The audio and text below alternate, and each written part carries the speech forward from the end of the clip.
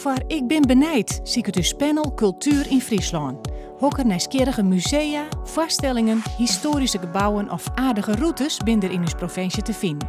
En wat vinden uw panelleden ervan? Hendrik is bekend als jonger van Jitteaser. Hij gaat voor u op onderzoek uit. En de vriendinnen Marit Ellen en Lisanne doen het theaterverslag van Cultuur in Friesland.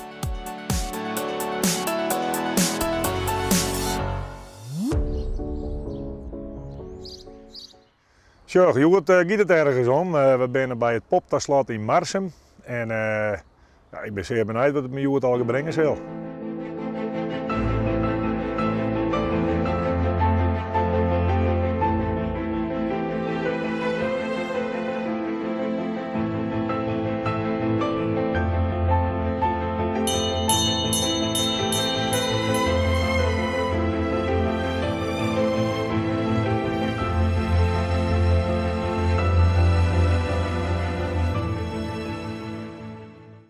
Goedemorgen. Nou, goeie. Hendrik. Bert Prins. Ja, Bert ik ben Prins. wat heger. Bert Prins en ik sta bij een slot. Ja, hoe is dat mogelijk? Hoe is het in vredesnaam mogelijk? Waar ben ik hier, Bert? Ja, bij het Popta-slot in Marsum. Een echt slot. Een echt slot. Een van de laatste van Friesland. De leest, ja, daar had je al goed inlezen. Nou, dat denk ik, want Inderdaad, ze volle hebben. Nee, meer dat geloof ik klopt. mij. Klopt. Het is er wien ongeveer 120 van zulke soort kasteeltjes. En er is nog maar één oerbluwen en dat is het Popta-slot. Goh, dat is uniek. Dat doet ik echt heel erg wat kasteelachtig. Gewoon, hè? Mooi een Ja, poort. En, ja, zeker. Er zit een mooie plat inderdaad. En prachtig glazen leertruten. En de loekjes die hadden kleuren van het wapen van meneer Popta. Juist. Nou, dat wie namelijk de laatste bewoner van dit slot. En natuurlijk de pleats die in het slot ombouwd is. En daar wonen wij, want ik ben de slotbewaarder. We wonen hier echt? Ja, wij wonen hier. Aan de Mooi. achterkant. Mooie Friese geeltjes. Ja. En dit is 18 nieuws? Ja. Hoe we het nou in stand houden, dit? Dan is meneer Popta, dat wie een hele rieke advocaat. En hij had iets van 3 ton nalitten. En hij had altijd zijn geld omzetten in loon en pleatsen.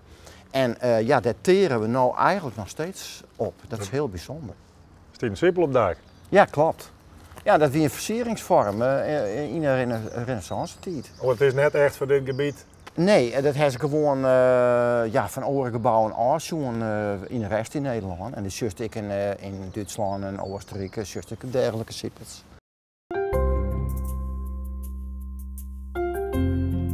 De grote zaal.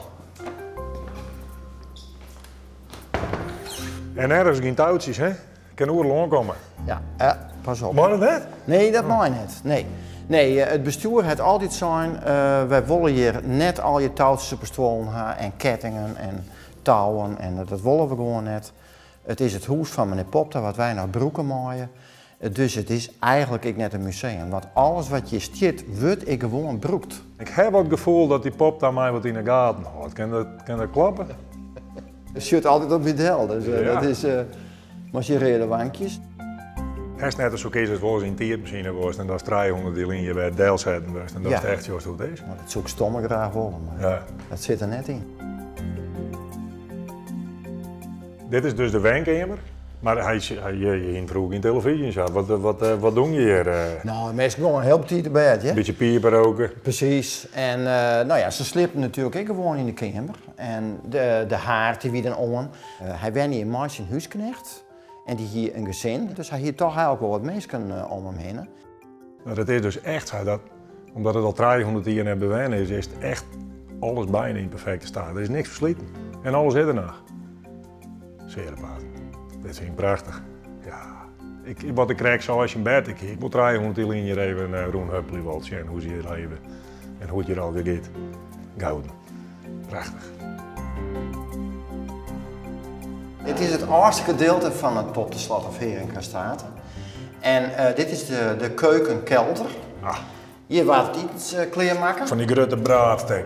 Ik stel me als voor, zo'n keuken, zo'n hele grote dis. Ja. Vol met fazanten en braadstekken, Ja, precies, ja. heel liters wijn, Maar dat vrouwen vind je al, met van die ja. lege decolletés, van die melkmeisjes. Vooral die. Oh, Ja. geweldig hé. Dat is een mooie tijd. Ja, weer prachtige tijd. Maar geweldig, en van de bonken. Zondag, hè, dat we dat in een mooi mooitje Ja, kunnen. nou kan ik het wel. Ja, Ook Bert, jongen, een prachtige dag is hij. heel mooi. Ja, schitterend.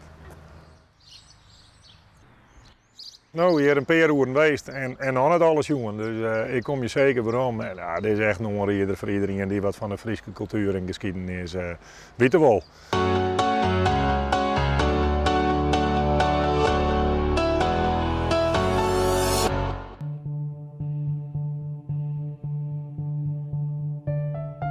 Hoi, Joet ben we in Wiewet. En wat gaan we hier doen? Wij gaan naar een mummiekelder. Is het zin in? Nee, want dit is echt een van mijn grootste fobieën. Dus die heb ik zo geen zin in. Nou, mooi. Dit is een teken, Lisanne. Hoi. Hoi. Kom binnen. Welkom hier in het kerken van Wiewet, de Nicolaaskerken. En ja, je bent zelf van de mummies. Dus, ja, Lisanne heeft er net zoveel zin in, hè? Deze mummies die leest er al meer dan 400 jaar. En ja, het schijnt dat ze toch natuurlijke omstandigheden helemaal opdroegen binnen. En er is een bepaalde luchtstroom in de kelder. En daardoor ben ze helemaal uitdroegen. Maar stel je zo dat nou ik iemand tel lezen. Gewoon als een test. Ja. Gaat dan weer hetzelfde gebeuren? Waarschijnlijk wel. Want ze dat is al een mooi skaftlien, maar hebben ze wat proeven die om te zien of die werking er nog steeds is van de kelder. Dat hebben ze mooi vogels die. En die ben ik mummificeerd. Dus ja, de werking van de kelder is er nog wel steeds. Ja. En ja, ze denken dus dat er nog wat oren magische krachten meer binnen. Hè? Net alleen de temperatuur en de klimaatomstandigheden, maar bijvoorbeeld aardstralen of zo.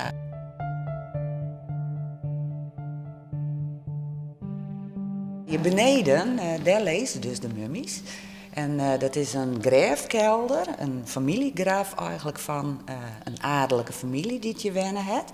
De Walta's wien dat. En die wien krek boetenwieuwd op een soort met kasteel, het Walta-slot. En in 1609 hebben ze de kelder bouwen laten.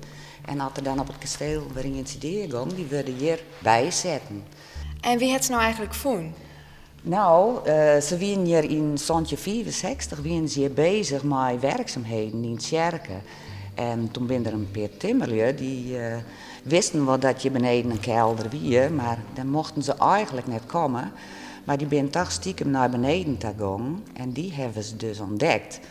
En toen waren er nog alle kisten met lichamen erin, die stien op elkaar stapelen. En ja, nieuwsgierig had ze weer zeggen ze eens even onder de deksels. En ja, toen kreeg ze wel de schrik van hun leven. Want daar lagen hele gave lichamen toen nog in. Dat verwacht je net, nou. Ik heb gewoon sinds dat ik liet bij ben al een soort van angst voor oudere kerken en alles wat mij lijken te maken had. En dat komt toen ik een keer in Denemarken weer als liedband. Toen ben we naar een kerk geweest en toen zeg ik toch het rooster in lichaam lezen. En sindsdien heb ik een trauma daarvan. En dat is precies wat Joet is ik in van. Dit is een soort van training voor je fobie. Nee. Wat was dat? Jawel, kom maar.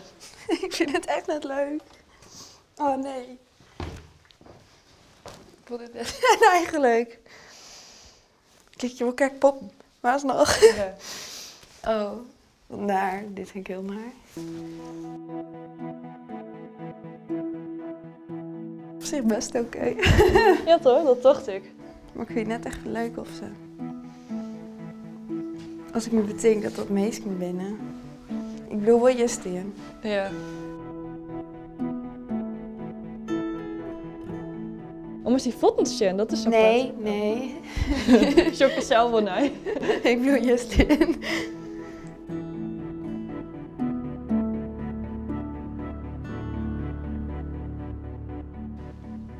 Ja, die ene shot drukt beter uit aan de oren. Qua bewaren. Wow, ik dacht even dat het bewoog, maar dat is schaduw. Oh, dat is echt even. Oh.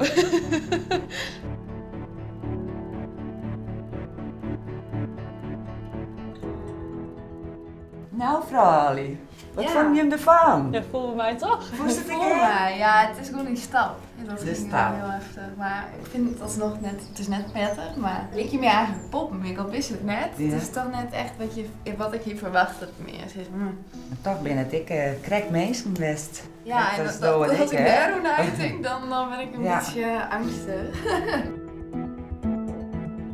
Wat vonden ze er nou van? Ik vind het heel bijzonder. Ik was zielig voor die meisjes van vroeger. Ja. Ze hadden net voor kozen om dat te lezen. Nee, dat was zo, ja. En wat vond je ervan? Ja, ik weet net toch dat het voelt me mij. En ja, het is toch een beetje angstig. Ik ben wel trots op die. Ja.